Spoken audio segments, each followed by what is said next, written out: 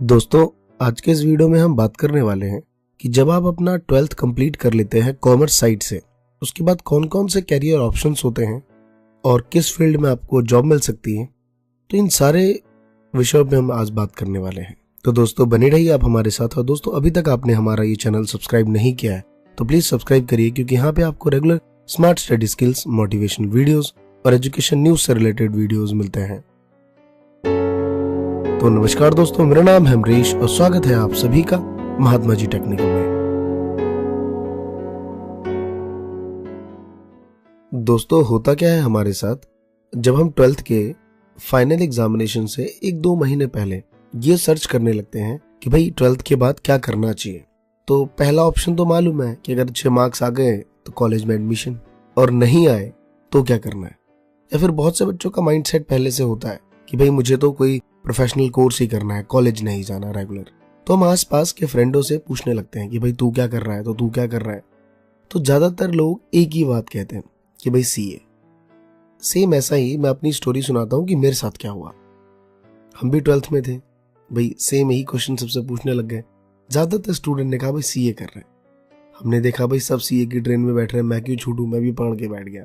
और फिर मुझे आगे जाके उतरना पड़ा उसमें। मुझे लगा ये मेरे बस का यहाँ नहीं है। तो दोस्तों मेरा कहने का मोटिव सिर्फ इतना है कि हम कोई भी जल्दीबाजी में गलत कोर्स ना ले लें। और ये बहुत अच्छी बात है कि आज के टाइम पे तो यूट्यूब है, गूगल पे है, आप कहीं भी सर्च कर सकते हैं कि भाई आफ्टर 12th कौन कौन से कोर्सेज हैं हमारे पास, उसमें क्या क्या सब्जेक्ट्स होते हैं, क्या ड्यूरेशन होता है, ये सारी बातें हम सर्च कर सकते हैं। तो बहुत अच्छी बात है। तो दोस्तों आज सबसे पहले मैं आपको ये बताने वाला हूँ कि क्या क्या टॉपिक्स हैं हमारे 12th के बाद। तो दोस्तों सबसे पहले मैं 5 चीजों के बारे में बताता हूँ, उसके बाद और भी बहुत सारे कोर्सेज हैं जो मैं आपको भी आगे बताऊंगा। तो सबसे पहला आता है बीकॉम। ऑब्वियसली 12th के बाद आप बीकॉम करते हैं, इसमें भी 2 ऑप्शंस हैं, या तो आप रेगुलर करेंगे या फिर आप कॉरेस्पॉन्डेंट से। मींस कि अगर आप कॉरेस्पॉन्डेंट के साथ करते हैं तो आपके पास बहुत सारे ऑप्शंस आ जाते हैं प्रोफेशनल कोर्स करने के लिए, जैसे कि सीए आप 12th के बाद कर सकते हैं। उसके लिए पहला आपको एक एंट्रेंस देना पड़ेगा सीपीटी का। उसमें आपके पास मैथ्स है, इकोनॉमिक्स है, अकाउंट्स है, लॉ है। आपके 12th में कितने परसेंटेज आए हैं ये डिपेंड नहीं करता सीए के एडमिशन्स के लिए। सेम लाइक सीएस भी ऐसा ही है, इसका आपको फाउंडेशन देना पड़ता है। इसके लिए भी कोई परसेंटेज की रिक्वायरमेंट नहीं है कि आपको 50% लाना है, 60 लाना है, ऐसा कुछ भी नहीं है। और सेम ICWA के साथ भी है। तो दोस्तों इन तीनों में कोई परसेंटेज की रिक्वायरमेंट नहीं है, कोई स्ट्रीम रिक्वायरमेंट नहीं है कि आप कॉमर्स बैकग्राउंड से होंगे, आप साइंस से हो सकते हैं, आप आर्ट्स स्ट्रीम से हो सकते हैं। और इन तीनों का कोई कॉलेज नहीं होता। एक जोक भी है कि भाई सीए वाले सर कोई पूछता है कि भाई कौन से कॉलेज में पढ़ता है। तो ये सारी बातें हैं इन तीनों प्रोफेशनल कोर्स में। और दोस्तों ये तीनों ही कोर्स आप बीकॉम कॉरेस्पॉन्डेंट के साथ साथ ये तीनों ही कोर्स कोई सा भी एक कर सकते हैं। 2 भी करते हैं बच्चे, बट मेरा पर्सनली रिकमेंडेशन है कि इन तीनों में से कोई एक ही करिए। और जरूरी नहीं कि यही करना है, इसके बाद बहुत सारे लॉट्स ऑफ कोर्सेज हैं।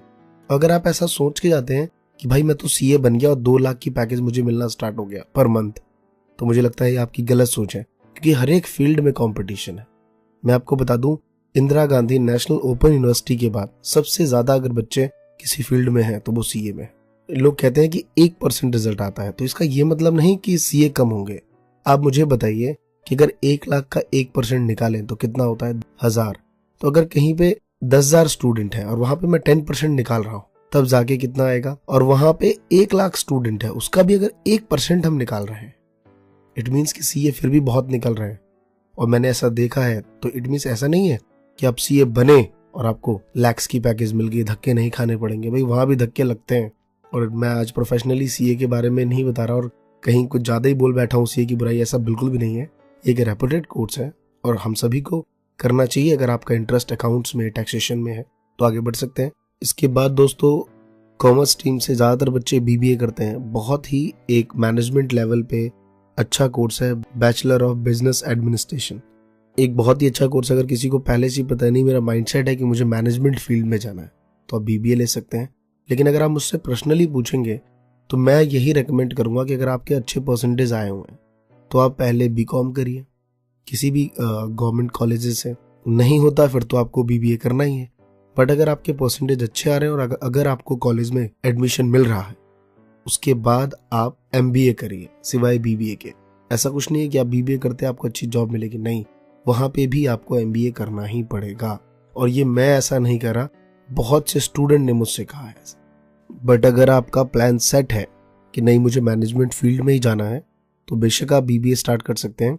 और दोस्तों इसके कुछ कॉलेजेस बहुत पॉपुलर हैं, जैसे कि क्राइस्ट यूनिवर्सिटी बैंगलोर, ये बहुत फेमस यूनिवर्सिटी है। Department of business administration SRM university Chennai. फिर अगर आप दिल्ली में होंगे तो फिर ये MIT हो गया, IMS हो गया, कुछ ऐसे प्राइवेट कॉलेजेस भी हैं।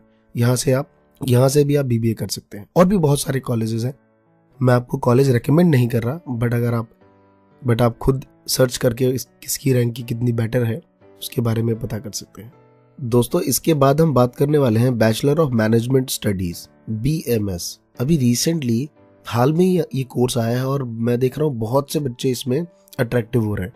BMS स्टूडेंट की डिमांड मार्केट में है ही नहीं, आप इंटरनेट पर सर्च कर लीजिए। और मुझे खुद ऐसा लगता है, क्योंकि अभी इंडिया में इसकी इतनी ग्रोथ है नहीं। मीन्स अगर आप कोर्स करके निकलेंगे तो जॉब अपॉर्चुनिटी इस फील्ड में है ही नहीं।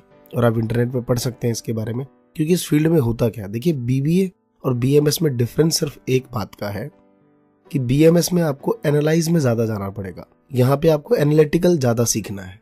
मैनेजमेंट कोर्सेस है वहां भी, बट BMS में आपको स्टार्टिंग से ही मार्केटिंग, HR, फाइनेंस, इस पे ज्यादा फोकस करते हैं वो। बस यही डिफरेंस मेरे को लगता है। बाकी सब्जेक्टिव आप जब पढ़ेंगे तो आपको ज्यादा फील होगा, बट अगर आप करना चाहते हैं तो जरूर एक्सपर्ट से इसकी सलाह लीजिए कि क्या है क्या नहीं है। आई एम श्योर कि वो ज्यादा गाइड कर पाएंगे आपको मुझसे भी ज्यादा इसके बारे में। दोस्तों ये सारे कोर्सेज जो मैंने अभी आपको बताए ये एग्जैक्ट कॉमर्स से रिलेटेड है। मीन्स कर तो साइंस वाला भी सकता है, आर्ट्स वाला भी सकता है, बट एग्जैक्ट जो कॉमर्स स्टूडेंट होता है उसका माइंड सेट ये होता है। बट इसके बाद भी बहुत सारे कोर्सेज हैं जो कॉमर्स स्टूडेंट कर सकते हैं, जैसे कि जर्नलिज्म एंड मास कम्युनिकेशन की।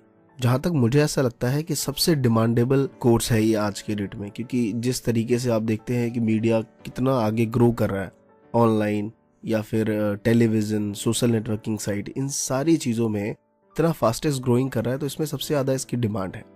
तो दोस्तों इसमें डिग्री, डिप्लोमा और सर्टिफिकेट कोर्सेज भी होते हैं। डिप्लोमा 1 साल का हो सकता है, सर्टिफिकेट 6 मंथ वाला भी हो सकता है, और डिग्री कोर्सेज 3 ईयर्स के होते हैं इसमें। और दोस्तों मास कम्युनिकेशन में भी बहुत सारी फील्ड है, जैसे कि मैं बात करूं एडिटिंग है, रिपोर्टिंग है, प्रिंट मीडिया हो गया, मास कम्युनिकेशन है, एंकरिंग है, ये बहुत सारे इसके अंदर आते हैं। और भी बहुत सारे इसमें है, जहां तक आप चेक करेंगे तो आपको पता चलेगा। और दोस्तों इसकी डिग्री आप गवर्नमेंट कॉलेजेस और प्राइवेट से भी ले सकते हैं, बट इंडिया में जो टॉप 5 में आते हैं वो है ladies Shriram college for women, Symbiosis, Christ university, Manipal university of communications. तो ये कुछ कॉलेजेस हैं जो इंडिया के टॉप 5 में आते हैं, जहां से आप अपने ये कोर्सेज कर सकते हैं। अब यहाँ भी बहुत सारे बच्चे कहेंगे सर क्या हम ओपन से कर सकते हैं क्या?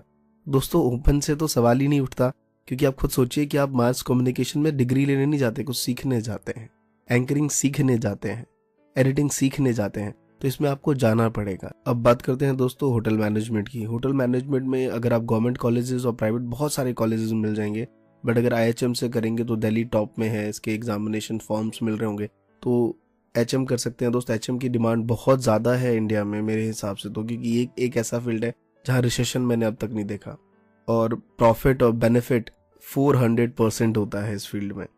और इसमें भी बहुत सारे कोर्सेज होते हैं, जरूरी नहीं आप होटल मैनेजमेंट में सिर्फ कुकिंग करने जाते हो। बहुत से लोग ऐसा सोचते हैं, मुझे ऐसा लगता है।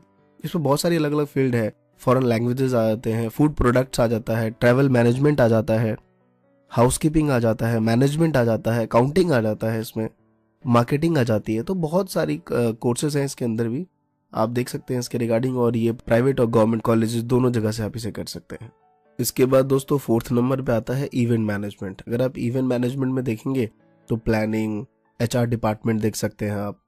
ये भी एक बहुत अच्छी फील्ड है मोस्ट ऑफ द गर्ल्स के लिए, मुझे ऐसा लगता है, वैसे ऐसा जरूरी नहीं है, सभी के लिए बहुत अच्छी फील्ड है। HR मैनेजमेंट देख सकते हैं आप, अकाउंटिंग में जा सकते हैं, मार्केटिंग में जा सकते हैं, एडवर्टाइजिंग में जा सकते हैं। थोड़ा सा एक मैं कह सकता हूँ जद्दोजहद वाली फील्ड है, बट पैसा बहुत है इस फील्ड में, क्योंकि एक कहावत भी है कि भाई जो बेटा कस्टमर लेके आएगा सबसे ज्यादा उसको पूछा जाता है। तो मार्केटिंग और एडवर्टाइजिंग बहुत अच्छी फील्ड है, इसमें आपको बहुत अच्छे पैकेजेस मिलते हैं कंपनी की तरफ से, पब्लिक रिलेशनशिप, बिजनेस लॉ, तो काफी कुछ है इवेंट मैनेजमेंट में। उसके बाद दोस्तों आप BA LLB कर सकते हैं। ये तकरीबन 5 इयर्स का कोर्स रहता है। इसमें बेनिफिट ये है कि देखिए आजकल के टाइम में क्या होता है, कोई भी कंपनी मैनेजमेंट के साथ साथ उसको एक लीगल हायर भी चाहिए। रिसेंटली मैं आपको एक स्टोरी सुनाता हूँ। एक स्टूडेंट कहता था, सर आपको पता नहीं है आजकल लोग इंजीनियरिंग करके एमबीए इसलिए करते हैं कि जब वो जॉब करने जाते हैं तो उसको इंजीनियरिंग की तो नॉलेज है, साथ में उसको प्रोडक्ट सेल भी करना आना चाहिए। तो कंपनी सोचता है भाई इसको पहले लूं। तो वैसे ही है, अगर आपको मैनेजमेंट आता है बट आपको लीगल हायर पता नहीं है कि भाई कोई गलती हो गई तो अब लॉयर को फोन करो, नहीं, आपको लीगैलिटी पता है तो ऑब्वियसली उस पर्सन को जॉब पहले परस्यू होगा। तो इस वजह से मुझे ऐसा लगता है कि एलएलबी बहुत ही एक अच्छा कोर्स है और आई एम श्योर कि सबसे ज्यादा पैसा इसमें है, ये ऐसा मैं मानता हूँ। तो बहुत सारे हैं, कंसल्टेशन लॉज कर सकते हैं आप, प्रॉपर्टी लॉयर बन सकते हैं, बैंकिंग लॉयर बन सकते हैं, कंज्यूमर प्रोडक्ट लॉयर बन सकते हैं, फैमिली लॉयर बन सकते हैं, क्रिमिनल लॉयर बन सकते हैं। अब दोस्तों बात करते हैं ग्राफिक डिजाइनर की।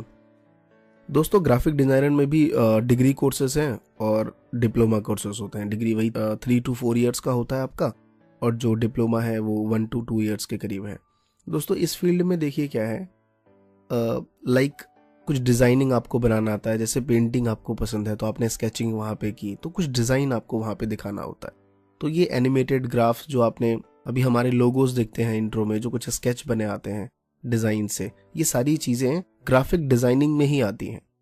तो मुझे लगता है दोस्तों अगर आपका थोड़ा सा भी क्रिएटिविटी की तरफ रुझान है तो ये बहुत अच्छा एक फ्यूचर में और अभी भी एक स्कोप है आपके करियर के लिए। और इसके लिए बहुत सारे प्राइवेट कॉलेजेस हैं, बट ये ministry of electronics and information technology भी कराती है कुछ कोर्सेज और डिग्री। बट मुझे लगता है जितने भी प्राइवेट कॉलेजेस हैं वो ज़्यादा स्किल्स बनाते हैं आपको इस फील्ड में, तो आप देख सकते हैं अपने अकॉर्डिंग।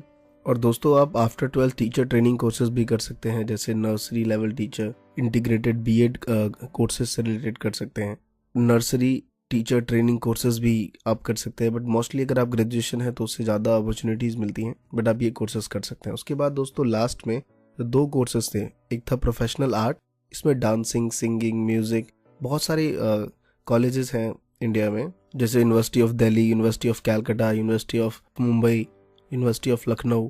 तो ये बहुत सारी यूनिवर्सिटी है जहाँ पे आप गवर्नमेंट कॉलेजेस के थ्रू यहाँ से डिग्री और डिप्लोमा कोर्सेज उनमें ले सकते हैं और अपना कैरियर बना सकते हैं। तो ये एक बेस्ट अपॉर्चुनिटी है अपने हॉबी को अपने प्रोफेशन में कन्वर्ट करना। और लास्ट में दोस्तों गवर्नमेंट जॉब की बात करते हैं। गवर्नमेंट जॉब में मेरा ऐसा मानना है कि आफ्टर 12th आपको क्लर्क की जॉब मिल सकती है, टाइप राइटर, या इससे रिलेटेड कुछ और जो आई थिंक सी और डी ग्रेड में जो जॉब्स होते हैं वो मिलेंगे। बट जितना अगर आप धीरे धीरे ग्रेजुएशन कंप्लीट कर लेते हैं तो आप आईपीएस, यूपीएससी के एग्जामिनेशन दे सकते हैं या फिर एसएससी के एग्जामिनेशन दे सकते हैं, उसमें ज्यादा आपको अपॉर्चुनिटी मिलेगी। और दोस्तों और भी बहुत सारे कोर्सेज हैं साइड में। आप आफ्टर 12th अगर जॉब करना चाहते हैं तो आप फ्रीलांसर जॉब कर सकते हैं, आप बीपीओ ज्वाइन कर सकते हैं, आप आर्टिकल लिख सकते हैं। बहुत सारे कैरियर और जॉब अपॉर्चुनिटीज हैं इस फील्ड में, तो टेंशन लेने वाली बात तो बिल्कुल भी नहीं है। और लास्ट में मैं आप सबके लिए एक बात जरूर कहना चाहूंगा कि ना तो हमें हुक्म का इक्का बनना है और ना बेगम का बादशाह। हम तो जोकर ही सही हैं, जिसके पास होंगे गेम पलट देंगे। मैं किसी को ये नहीं कह रहा कि आप ये कोर्स लीजिए, ये कोर्स लीजिए। आप देखिए कि आपके लिए कौन सा बेटर है।